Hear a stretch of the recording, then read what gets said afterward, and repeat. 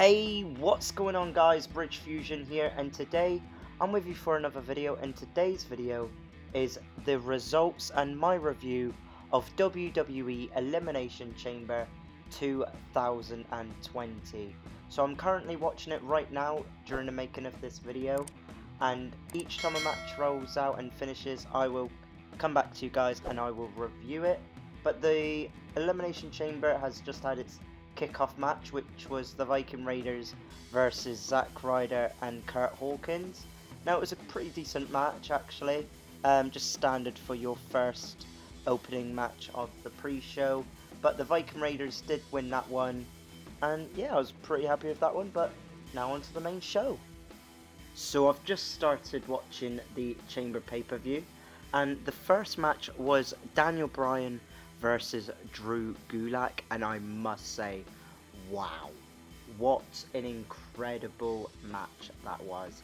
That was like wrestling at its pure finest, and there was this one spot that happened that I didn't think was meant to happen with Daniel Bryan, and because he got German suplex by Drew Gulak. I think he was meant to land on his feet, but he landed really awkwardly on his head, and I've never got so scared watching a wrestling match in my whole life until then.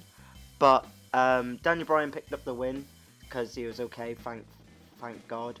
He was absolutely fine as far as we know anyway. Probably finish a match on a broken neck, we don't know, but fingers crossed that didn't happen and Daniel Bryan is okay. But yes, Daniel Bryan did make Drew Gulak pass out, and I've got to say that was an incredible match to start us off with the Elimination Chamber. The next match is for the United States Championship, and it is Andrade versus Humberto Carrillo, and what a great match this was. It was off the charts. Like, it was just like Daniel Bryan versus Drew Gulak. It was, but more high flying with this one, of course, seeing as who we got for the competitors. But what a great match this was. As you can see from the picture right there, Andrade did retain his United States Championship, but I gotta admit, my highlight of the match was the scurry at the end from Zelina Vega with the United States title. That did make me chuckle a bit. But yeah, what a great match, and what a great pay-per-view this is starting out to be. Wow. Just wow.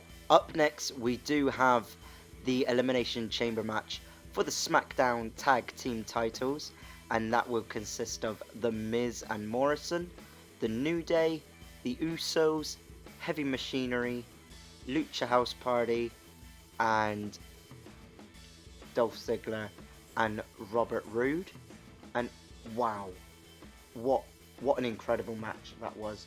So the first to be eliminated are the Lucha House Party, and then it was Heavy Machinery, and then it was Dolph Ziggler and Robert Roode, and then it was the New Day, and then it was the Usos, who got eliminated by Miz and Morrison to pick up their win for their tag team titles retained.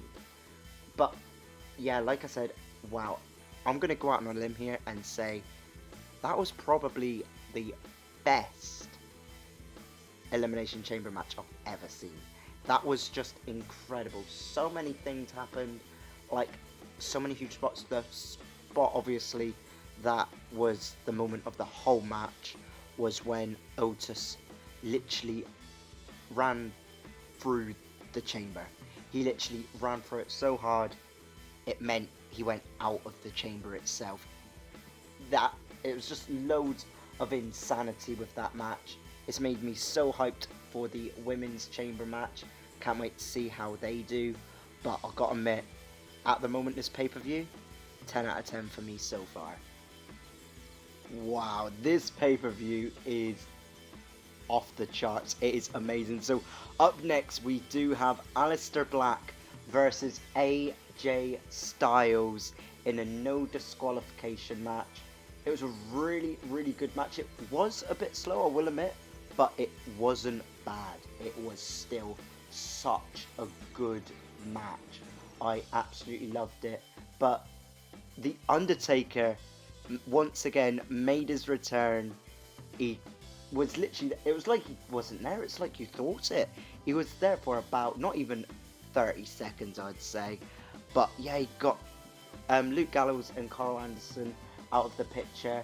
Then a massive choke slam once again to AJ Styles. Then once again there was his gong blackout, which means when the lights was back up, no sign of the Undertaker, but Aleister Black with his black mask took out AJ Styles and very surprisingly took the win for that match. What a great match, what a great pay-per-view this has been, and we still got so much more to go. Next up is the Raw Tag Team Championship match with the Street Profits defending their titles up against the Monday Night Messiah, and this was another really good match.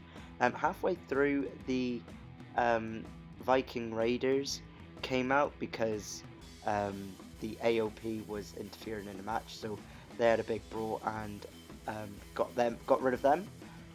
Yeah, this was a strong match. Then near the end, Kevin Owens came out, as he would, to distract Seth Rollins, and he came through the crowd with popcorn. It was a bit like the Dean Ambrose segment, really, when Dean Ambrose and Seth Rollins had this, because he had the popcorn, keep pouring it over Seth Rollins and stuff like that. It's pretty funny, to be honest, I gotta admit. But yeah, I did enjoy this match. Street Profits did retain, and it was a pretty solid match. Can't wait for the next one. Finally, Sami Zayn has won his first WWE singles title. Yes, Sami Zayn is your new Intercontinental Champion. That match, it was pretty good, pretty average, pretty funny at times. I was literally laughing my head off at times. But amazing strength from Shinsuke Nakamura and Cesaro. Them both lifting up Braun Strowman for a suplex. And then Sami Zayn coming in with the haluva kick whilst he is up in the air. I've got to admit that it was a pretty good average match, pretty good handicap match. But wow, what a great ending it was. Sami Zayn with Braun Strowman. I reckon at WrestleMania they're going to do a squash match with him and Braun Strowman, just so Braun Strowman can get the title back. But anyway, I'm not talking about WrestleMania. I'm talking about what's happening right now. Sami Zayn is your new Intercontinental Champion. So the final match of the evening was the Elimination Chamber match, with the winner getting to face Becky Lynch at WrestleMania, and the results are as follows. The first person to be eliminated was Sarah Logan, for then to be Ruby Riott, and then Natalya, and then Liv Morgan, and then to be finally Asuka. Now this match was a really good match. It wasn't compared to the men's Elimination Chamber match, but with this one, like, it was brutal. Like, Shayna Baszler was absolutely brutal. Some of the things she's put the women through, especially Liv Morgan and Natalya, I was like, ouch. That was not pretty to watch. But it was really good to see how dominant Shayna Baszler was in that match, finishing up with Asuka. I'm glad they just didn't let Asuka get, like, brutally attacked. Just let Asuka did have a bit of offense. But that was a great showing by Shayna Baszler. It was a bit of a Brock Lesnar feel, I must admit. But overall, it was a pretty decent match, and I'm so glad that Shayna Baszler won. So that is my review of the Elimination Chamber 2020. Overall, I think it's definitely the pay-per-view of the year so far. That's not saying it is going to be, but it is so far. But what did you guys think of the pay-per-view? Did you enjoy it? I gotta admit, the match that stood out for me for definite was Daniel Bryan versus Drew Gulak. I absolutely loved that match. But thank you all for watching today, guys. Please leave your comments below for what you thought of the Elimination Chamber pay-per-view. But please like this video, leave a comment, and subscribe for more. Peace out, guys.